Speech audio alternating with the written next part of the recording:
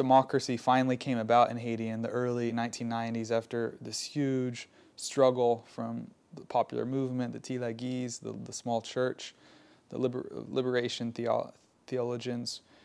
Finally, you had a popularly elected government in 1990, taking office in February of 1991.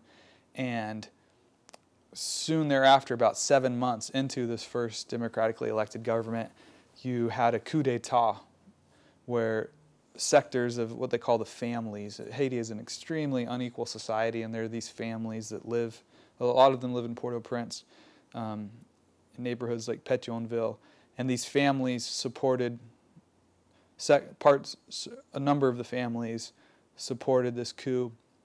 The top echelons of the military, they were not happy with the progressive reforms that were being carried out. And then ultimately, this post-coup military dictatorship that had come to power, it became such an embarrassment for its international backers. It was such a narco-corrupt state of brutality that by late 1994, the U.S., with UN support, acted to bring down the regime. The elected government was reinstalled in '94, but it had to sort of accept these deals with the U.S. and the so-called international community to bring down tariffs and to allow a certain number from the old military to go into a new police force.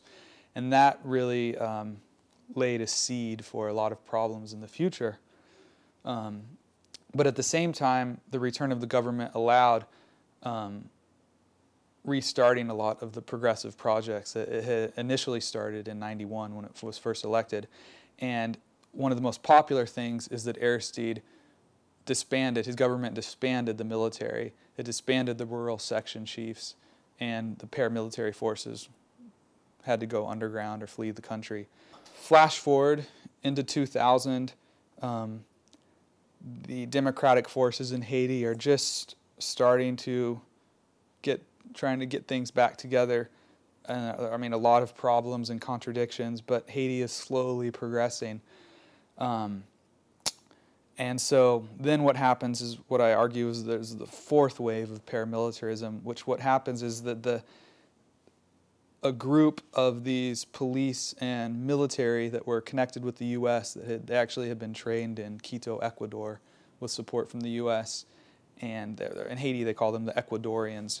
This group, they basically formed the core of a new paramilitary force, what would often call themselves as the New Army. Their acronym was the FLRN.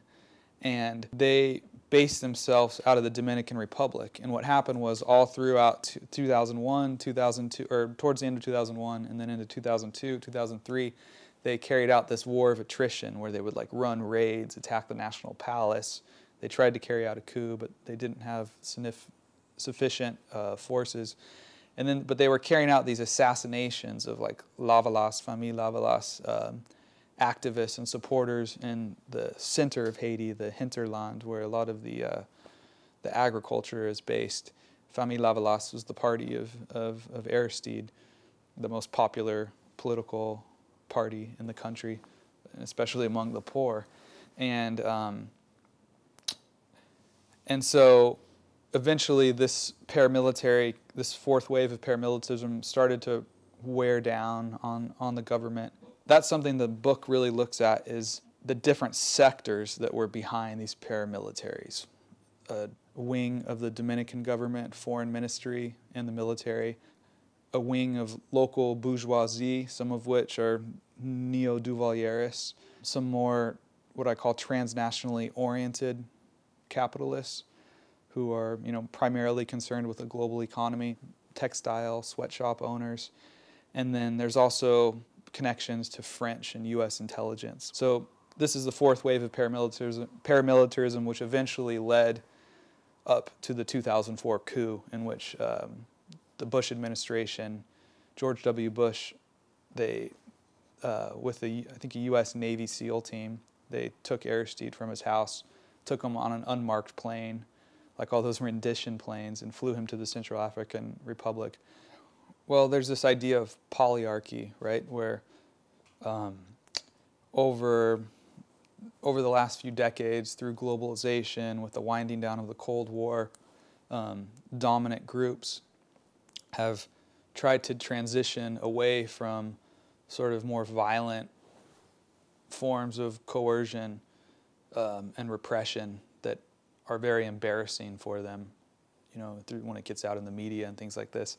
And they've tried to transition away from that to more sort of controlled, quote-unquote, democratic processes, like in the U.S. or in a lot of Western countries, where there's a sort of a small sliver of society that is able to participate in politics and whatever party you choose. There might be slight differences, but the overarching things that they're doing are beneficial for the global economy and for the class system. So what happened in Haiti really is that sort of polyarchic strategy wasn't able to succeed. And so that's because the movement from below, groups in Haiti that were advocating for an alternative path toward development, where the poor would be included in the political process, they were able to mobilize successfully election after election, even with all the problems they faced outside and inside of their movement.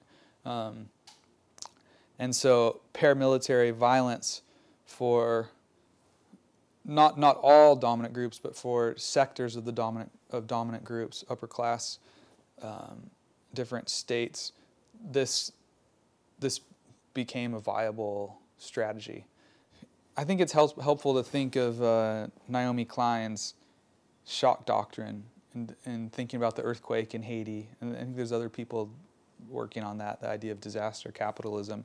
So they already had a system that was not focused on national development or developing for the majority of the population. But what the earthquake has done, it threw everything into disarray, and the right wing was really able to take advantage of this. Now what's happening is they're advocating for the return of the military, to rebuild the old military, of course under a different name, and to try to say it's something else, but to really use the same old crowd. And the main reason why they want to do that is because they want a sufficient, quote-unquote, security military force there to put down any protest or resistance to the larger economic processes that are going on in Haiti, where they have extremely cheap mining concessions, some of the cheapest that are being doled out in Haiti, where vast swaths of the country are being opened up to these transnational mining firms. There's a lot of mineral resources that these extractive industries are going in for, and also, of course, the cheapest labor in the whole Western Hemisphere.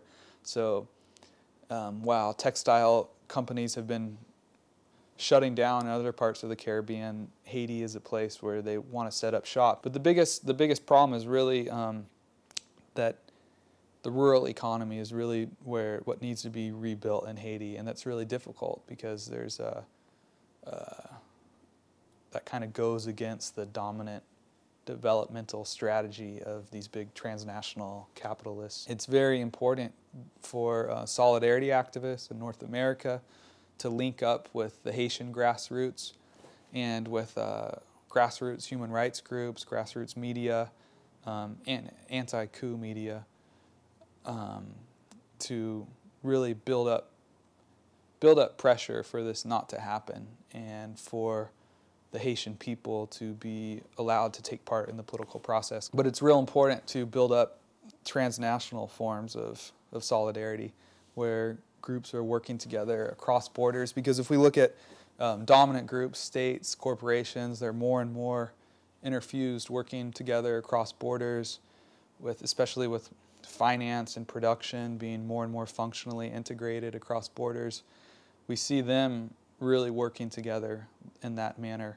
So if we want a better world, then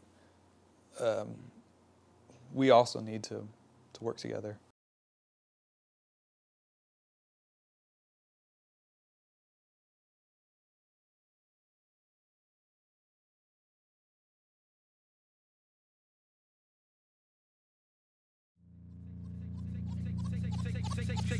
Take these words home and think.